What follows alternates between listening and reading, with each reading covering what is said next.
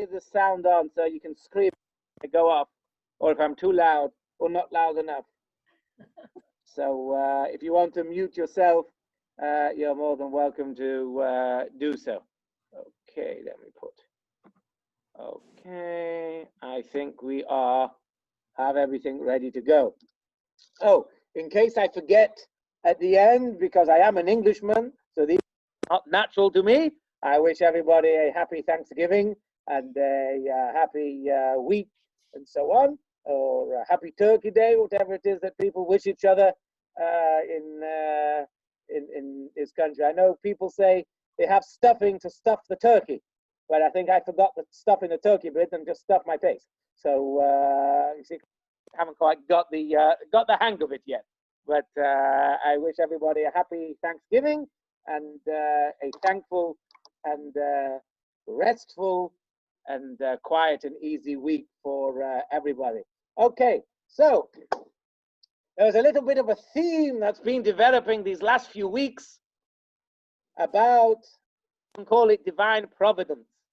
Last year, we also had a theme that developed. These things sort of develop by divine providence, because I didn't think of it that way. But last year, those of you who were on, remember we had the theme about the Rambam's Moreh Nevuchim explanation of prophecy. And what does prophecy mean? And there's no real prophecy, it's all, and nothing was real. And we ran with that for several weeks last year, if you remember. And this year, we have a similar, not a similar theme, but a similar idea, that we had a theme when it came to the election and divine providence, and we'll still run with that. Perhaps we'll run with it until the election is completely over and there's no more. That's my challenge, to keep it going every week and finding some ways to link it to the Sedra. But it's very, very easy these few weeks, because the parashas are full of divine providence. And every year you look at the Torah, you look at it with new eyes and new ideas, and you see things, and things become apparent that you didn't realize or necessarily focus on before. So last week we were talking about, obviously, Parshas Toldos, which was last week. This week is Vayetze, but the story follows on. And as we said many times, you can still say Havdalah from Shabbat. You can still take out Shabbat until Tuesday. So therefore, it's Monday night, so we can still hop on for last week's Parsha, which was Toldos. So if you remember, we had the story of Yaakov and Eisov getting the blessings, right? Yitzchak sent Eisov to get food, and Rivka secretly got Yaakov to dress up as Eisov and steal the brachos. That was the story in last week's Parsha, and we discussed about the medrash that says Yitzchak lost all his money. He lost all his money that he had, all this wealth. That was the original credit crunch, right? That was original stock crash in the city of Gerar where he was living. He lost his money, he went blind, in order that Hashem can get Yaakov in to getting the blessings. So let's look at it from a different angle this week, a different idea. See, a question I've always had is like this. What did Rivka think the end game would be when she took Yaakov up as Esav and told him to go in and steal the brachos? What was her end game? What did she think was going to happen? You know, you wonder these things where people like Bernie Madoff and these people, what's their end game? What do you think the end, how are they going to get away with it at the very end? I suppose in these cases, people don't think, right? People don't, they just get carried away. But what was Rivka's end game, number one? And number two, Yitzchak. Yitzchak really stuck his foot in it, right? As we have that expression. Yitzchak really stuck his foot in it. What did he do? He realized as soon as Esav came in, obviously realized that the person who came in before him was Yaakov. He obviously realized. Now, he obviously realized that if he gives the game away, Esav is going to be mad. He's going to be crazy. Should have known that. And perhaps he should have been a little bit circumspect with the truth. Right? He should have been a little bit more what's the word? I'm looking for the word. A little bit more diplomatic, that's the word. He should have been much more diplomatic. Eisov would have come in and he said, who are you? He goes, I'm Eisov, I've got you the food like you promised. So obviously straight away in Yitzchok's mind, he realized, as he said, right? He realized who was the first person, obviously was Yaakov. He realized he'd been tricked, he'd been had, he'd been scammed, as Harry would tell you. He's been scammed out of the brachos. He realized all of this. He realized that Yaakov was the correct heir to him because he said, Gam Baruch Yiyeh. He realized all of this. But why did he go ahead and say it? Why did he create such anger, such hatred with Eisov? Why didn't he just keep shtum? Why didn't he just give Eisov a bracha? He gave him a Why didn't he just give him a blessing? Without telling him, Yaakov stole the rest of the blessing. And then we wouldn't have had this anger and all this pain and all this hatred throughout the years. So that's a question I've always had for many years. Why didn't he have a little bit more tact and diplomacy with the way he handled this Eisov coming back and realizing it was Yaakov? So this week in the Sefer called, and I've forgotten which Sefer it was. It was called Peninim ala Torah, which means pearls on the Torah. Beautiful explanations. I suppose the smart thing would have been to bring it with me and read it out exactly, but anyway. And it said there, that was exactly the point. Hashem's plan, we were talking about divine providence, that it was Hashem's plan, not just that Yaakov steal the brachas from Eisov, but that Eisov should find out and there should be hatred between Yaakov and Eisov for the rest of time. So much so that the Gemara says, halacha, it is divinely ordained. Eisov sones Yaakov, that Eisov hates Yaakov. We'll talk a little bit more about this hatred a bit later on. And Hashem orchestrated it that it would come out in such a way that there would be intense two of them. Because what does hatred do when somebody hates somebody? When I hate what you stand for, it's very unlikely I'm going to fall into the trap of following your ideas and believing your mantra, because I hate it. I hate you, I hate it. And therefore, it's a guard, it's a protection from me falling into the ways of Eisov. We said, what is the difference between Yaakov and Eisov? Remember my going 4.5 hours to watch the 4-minute rocket launch, right? Eisov is all about the pleasure of this world. He wasn't interested in the next world and wait. What do I need this firstborn? I'm going to die. Please turn off your mics until you want to talk. Right, there's a lot of background noise. Put everybody on mute then. Hold on. Let me put people on mute. To mute everybody. Apologies. Right, I think everybody is muted. Hopefully you can all hear me. So, where was I? Let me look at the video and I can find out exactly where I was. We were, by the way, I've forgotten where I was. That's right. We're talking about Eisov's view on life is the here and now. I want the pleasure of this world. I don't care about the fallout. I don't care about the trouble I'm going to cause down the line. I don't care what I'm going to do. I want it now. I want to take it. Everything. I want it now. That was Eisov's mantra. That was his idea. And Yaakov was all about giving up the pleasures of this world for the next world, for Olam Haba, the world to come, for godliness, for Torah, for Yiras Shamayim, the study of Torah and so on, in order to please Hashem and to get in the next world. That is the big difference of opinion between Eisov and Yaakov. So by Hashem making there being this hatred between Yaakov and Eisov, between the two different mantras, these two different manifestos, these two different ideals of life, right? Nowadays we have left and we have right and we have progressives and we have fascists. There's all diametrically opposed viewpoints and ideas. So the hatred that Hashem wanted to put in is a guard, is a fallback protection mechanism that stops people falling into because there's hatred now. I can't join this side. They hate me. And there's so much hatred. I can't go and join them.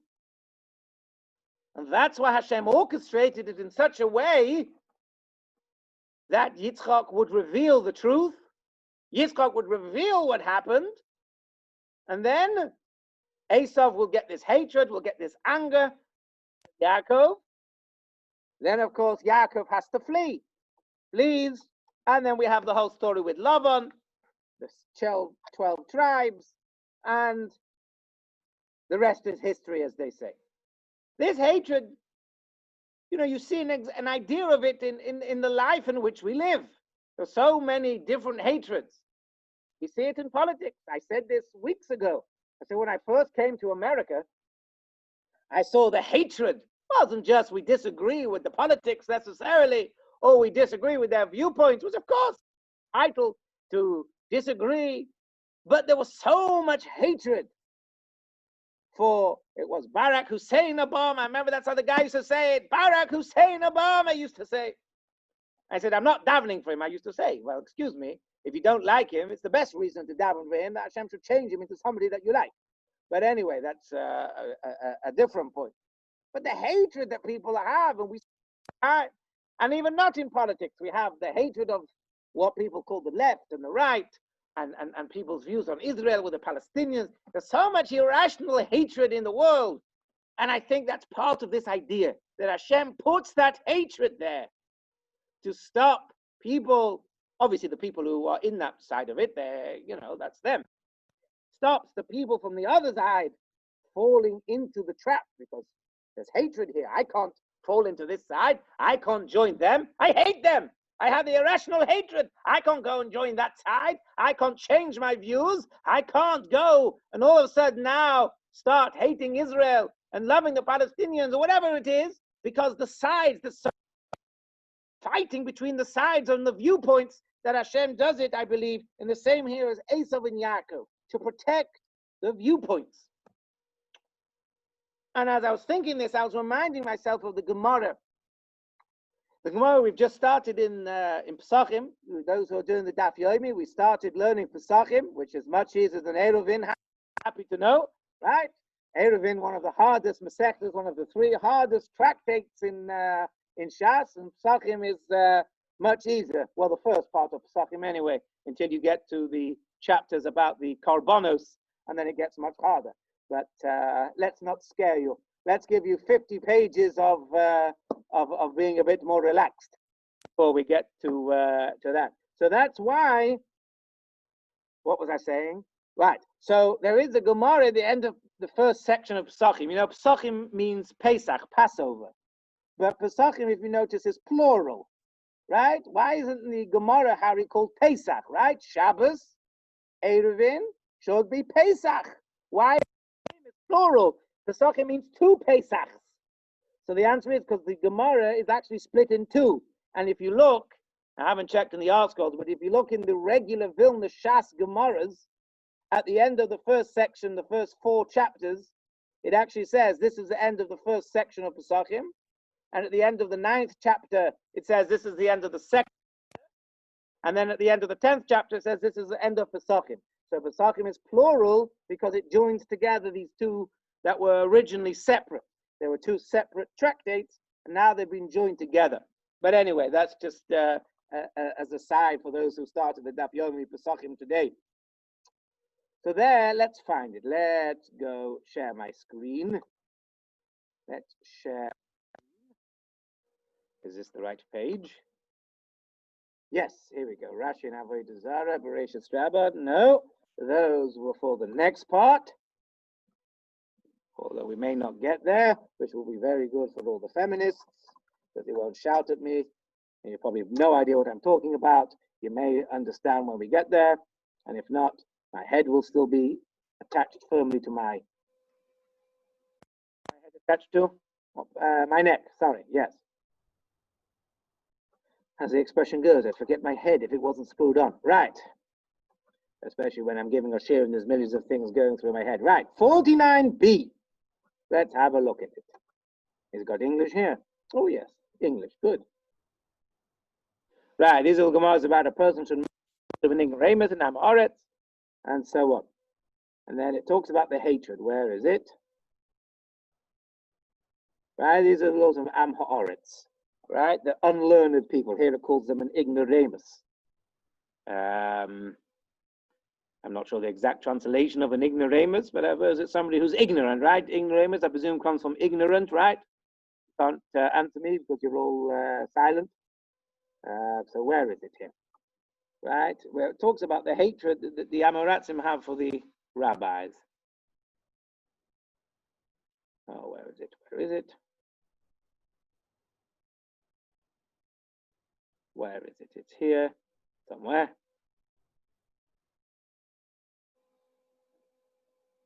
Hold on. Ah, here we go.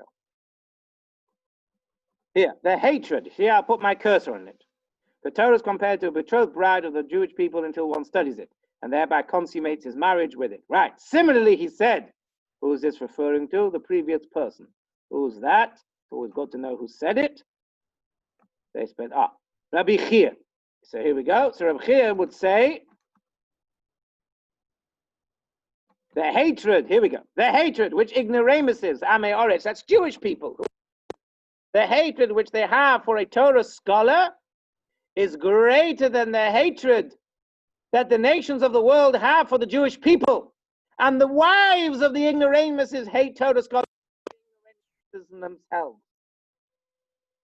So you see that even in Yiddishkeit, in Torah, you have people, the rabbis, and then you have the not so learned and the people who don't keep the things. There is hatred there. Why again? This hatred is there, I believe, the same reason. Right? It says the hatred is greater than the hatred that Eisov hates Yaakov. So if the hatred that Eisov has for Yaakov is a hatred because Hashem doesn't want people to fall into the trap of following Eisov's mantra of living for the world, that trap, they hate me. They have an irrational hatred of me. They will stab me. They'll kill me. They'll throw me out. I can't join that group. The same as the hatred was in the ignoramuses have for a Torah scholar. Because Hashem wants to protect you from falling into the trap. I can't go join these people, right? I can't go join the people who are trying to change the Torah, to change Yiddishkeit into a different way. They hate me. I can't join them. They despise me. And therefore, the hatred is there. There is a hatred that's there in order to separate, in order to stop people falling into the trap. And as a rabbi, I see this. I say, as a rabbi, all through my career, people have had an irrational fear, irrational hatred sometimes. Just, he's a rabbi. It's very interesting. I often see this very interesting in my career. And also interesting what it says about the wives of the ignoramuses hate Torah scholars more than the ignoramuses themselves. It's sometimes also interesting that you see the women as well. Sometimes you see cases, as a rabbi myself, that the women are the ones that hate you more. And the women are the ones that sometimes are the ones that get annoyed with you the most. So that's interesting. A real life bringing to life of this Gemara here. So that hatred Hashem wanted to inbuild. Remember, we said everything Hashem happens is going to happen. What is happen on a Torah, on a national level? Individuals have free choice. You want to eat the non-kosher food? You want to eat the kosher food. Do I want to buy the non-kosher turkey for Thanksgiving? That's a quarter of the price of the non-kosher chicken or the turkey. Although this year it doesn't matter because you're not allowed to get, so the difference in price isn't so good because you only need to buy a 12th of the turkey, right? Because there's only two of you. So therefore, this year is not so tempted to buy a non-kosher turkey, but you get the idea that you have free But when it comes to general things, the way Hashem wants Eisov and Yaakov, and again in this week's Parsha, Parshas Vayetze, we see it so much more. Right? Yaakov is gone, comes to Lavan. Who comes out to meet him? Rachel. Rachel. The Medrash says that Rachel wasn't the original shepherd. Lavan got into a fight, and he fired the shepherd. And then and therefore that's why he had to send out Rachel, and that's how Yaakov and Rachel met. But knowing that Hashem runs the world is something that we have to live by. And look at this week's Parsha. I was thinking about this afternoon, as I said, now that I've been having these ideas the last few weeks. When I look through the Parshas, I look through it with these lenses on, right? With the glasses of looking for the ideas, how Hashem is running everything, and how people are reacting to it. Look at this week's Parsha. Of course, Hashem is running the world. So Yaakov thinks, I'm working for Rachel. He thinks, here's to marry Rachel. He's all excited. He's got the party, the invitation. He's got his synonym, right? He's got the special code that he's given to Rachel that nobody else knows. I'm safe. I'm going to out-trick the trickster. I've covered everything. It's going to be Rachel. I can't wait. It's going to be amazing. Tonight comes, he thinks everything's amazing. He must have been dancing at the wedding. Comes in the morning. What? It's Leah? What's going on? So, of course, that comes from Hashem. So what does Yaakov do? What does he do? Two things of interesting note. He goes to Lavan. He says, excuse me, Mr. Father-in-law.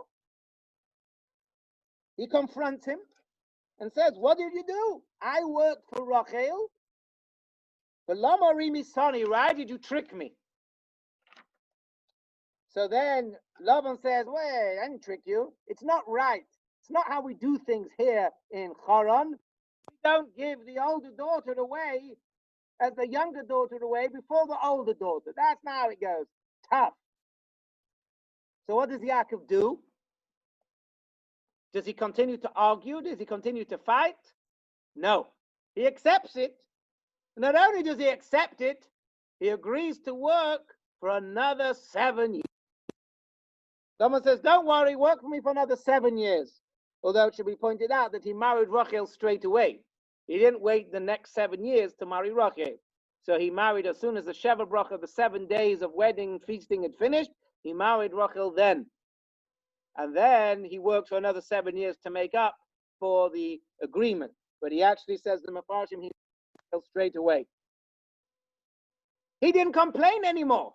He accepted it. And he went to work for another 7 years. Can you imagine? Right? You thought you're going to get the woman of your dreams, the woman that you love so much. Vayehav Yaakov es Rachel. He loved her. Right, the Torah says, Vayehav Yaakov es Rachel. He loved her. The Torah wouldn't say that if it wasn't real love. Vayomer Vodcho Sheva Shonim. He said, I'll work 7 years. So he loved her before he said, I'm going to work 7 years. Why? He said, 7 years? What's all that about? We're not going to go into that now. He loved her so much. The woman of his dreams. And he got tricked. And there's Leah. Didn't say a word. Well, he said, do. And he accepted it. And he carried on with Leah and then eventually with Rachel. He accepted. He realized this is obviously from Hashem. And did he say a word to Leah? Doesn't appear he said anything to Leah. Can you imagine? He never said, Leah, what are you, how dare you trick me? What are you doing? Why are you trying to sneak in instead of your sister? What are you playing at? He carries on. He marries her. They have children together. He treats her probably as his wife. Didn't get annoyed. Didn't, mistreat her, get annoyed with her. I'm not talking to you. I'm not talking to you. You're not my wife. Get lost. Who are you? No. He accepted it. He moved on.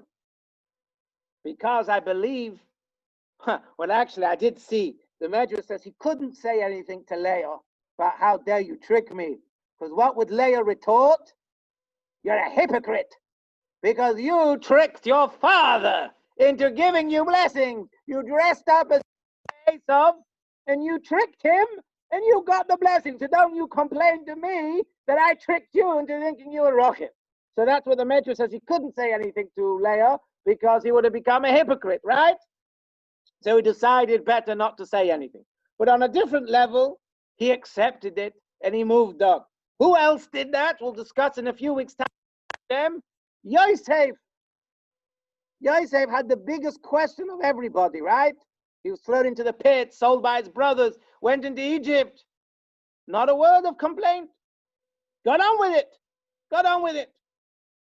So when we're looking at it like this, we see from the Torah that one has to remember at times, no matter how hard one wants something and tries for something and looks forward for something, whether it happens or it doesn't happen is in the hands of Hashem. What you have free will over, will I eat this non-kosher? Will I eat this kosher? Will I drive on Shabbos? Will I come to shul today? Will I go learn today? Fine. But who am I going to marry? Going to become the boss of my company? Am I going to climb the corporate ladder? All these things, no matter how hard you try and scheme and plan and all this sort of stuff, that's HaKadosh Baruch Hu, that's Hashem deciding it.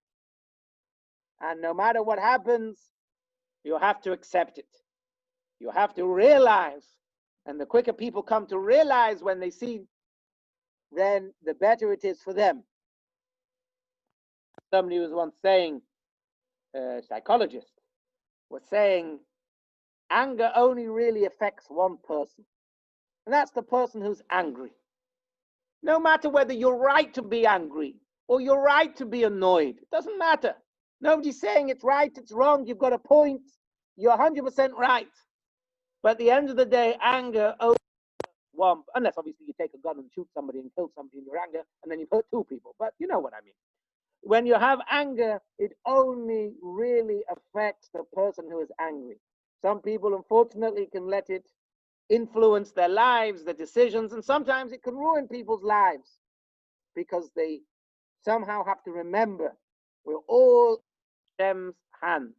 We're all His pawns. What do we say on Yom Kippur? We are like the clay in the hands of the potter. He will make us big, he'll make us small, right? We are like the glass in the glass blower. Sometimes he'll make a big, beautiful glass ornament. Sometimes he'll make a little small l'chaim, right? Little tiny l'chaim glass. Sometimes he'll make a big, massive goblet. So you don't know what's your lot, what's your lifespan, what's your, whatever it is. That all comes from HaKadosh. And that's what I think one of the major lessons we're learning out of these week's parashas are, that we started when we spoke about the Abar Benel, who said Yaakov couldn't tell off his children for selling Yosef, because that was predicted already by Hashem, that your children are going to go down to Egypt. So he couldn't tell off his children. And that's why Yitzchak also, he never told off Yaakov, he never told off his wife, Rivka. You never see Yitzchak going crazy. How dare you trick me? What's going on? Why didn't you tell me what's going on? You don't see any of that because they realize, yes, I've been had, is the expression we have in England. I don't know if you had that in this country. I've been had, right? You've been tricked. I've been had. You got me. Yes, very good. You got me. And now I have to accept it, and we have to decide what's going to happen from now on. Talking about being tricked, and I said feminists amongst us might not like this, but I'm going to say it anyway because I like stories. No. So one of the things also they say is, why didn't Rivka just tell Yitzchak, darling, you've got it wrong? I imagine most of the people and the women here would have done that. They would have said, darling, this ain't going to be the way it's going to happen. You got it wrong. Yaakov. Oh, they might have used a bit more choice language, or they might have kicked him under the table, or whatever tricks they might have done. Why is she tricking him like this? So I saw, very interesting, from the The Shimshon Rapal Hirsch. Yes, I have it here. Sorry, I don't know I think I'm still drunk from the champagne I had on Shabbos to celebrate the chassan and kala that we married off. I don't drink wine very well. There's a Gemara that says somebody was drunk till Shavuos time, 7 weeks after Pesach, from his 4 cups of wine. So you can't be drunk for a while. So I think my brain is still stuck in alcohol mode from that. So the Shimshon Rapal Hirsch said, because that's exactly what Rivka wanted to show Yitzchak, that it's easy to be deceived. She didn't just want to say, Yitzchak, you're being deceived by Eisov. Eisov not who he says he is. Can you imagine? I think most of the men here would probably say the same thing. If your wives came up to you and said, darling, you're giving the brachos to the wrong guy. Eisov is not who he says he is. He's pulling the wool over your eyes. He's tricking you, right? He's playing you like a Russian. He's playing you like a, I can't think now. But right, he's playing you. What would all the men say? You're wrong. Nobody can trick me. Hey, this is me we're talking about, yeah? He hasn't tricked me. What are you talking about? Nobody can fool me. I'm impregnable. You can't trick me. You're telling me I've misread the situation for all these years? Don't be silly. Go back to wherever you're going. Make my dinner. You'll be fine. That's why I said, 10 minutes close to ears, right? And therefore, he would never have believed it. So what did Rivka want to do? She says, I'm going to show you, Yitzchak, how easy it is to be fooled, how easy it is to be tricked. And she set up this elaborate plan, getting Yaakov with the clothes of Eisov, bringing in food, and Yitzchak never knew until Eisov came in. Okay, at one point he says, ooh, the voice sounds a bit like Yaakov. But don't forget, they were brothers, so their voices probably were similar. Yitzchak never knew. Okay, he was blind, so that helped the scheme. He never twigged. He never knew that he was being tricked. He never realized he'd been had. His leg was being pulled right in front of his eyes. That he thought he was blessing Eisov, but really he was blessing Yaakov. And then Rivka goes, you can just imagine it, right? Sits back and goes, but you see, you can be tricked. You can have the wool pulled over your eyes. See, I was right. Eisov is tricking you. Eisov is pulling the wool over your eyes. Eisov has deceived you for years. Don't tell me you can't be deceived. I've just shown you that you can be deceived. And it is easy. That's why she did it. Because there's nothing better than being proved that you're wrong. Am I right, ladies? Right? There's one thing, telling you that you're wrong. But when you're able to prove it, when you're able to show it, there's no greater feeling, right? Am I right? So now that I've buttered up you ladies, I'm now going to go and ruin all that goodness that I've just built up. So idea of tricking somebody and making them realize that they can easily be fooled reminded me of a Gemara. And it's a famous story. And that is the story of the wife of Rav Meir, was called Beruria. Those of you who learned Eruvin will know that she kicked one of the rabbis. She was a very vocal, very woman, great learned woman. Her father was, I think, Reb Chanina ben Tradian, one of the 10 martyrs, right, who were killed that we read about on Yom Kippur and Tisha B'Av. She was a very, very woman. The Gemara says she taught 300 rabbis in one day. No, she taught the rabbis 300 laws in one day. She was a real powerful woman. And ironically, as I said, I'm going to destroy feminism, that she was one of the people used as an example that there's women in the Torah and all that sort of stuff. She's usually built up as an example of a feminist or whatever. But anyway, she somehow died. And the Gemara is very vague. Some incident there. The Gemara is very vague. But the story is told like this. I'm going to share the screen so we can all see it. Hold on. Let's share the screen. Here we go. Rashi on Avodah Zarah. So this is Rashi and Avodah Zarah who explains the story. The Gemara is very vague on the story. But here's how, and I remember when we learned this, our rabbi explained it. So Let's read it in English. As one time she mocked what the sages said in Kedushin 80b, the conviction of women is weak about them. I have no idea the translation, what conviction of women is weak. But it refers, the Gemara says that Noshin daton kalos, which basically means that women can be easily deceived into falling for things. So that means men can tell them they love them. Men can trick them and say, oh, don't worry, darling, I've got your best interest at heart. I love you so much. You're the only one for me. Meanwhile, she's married to 5 other women.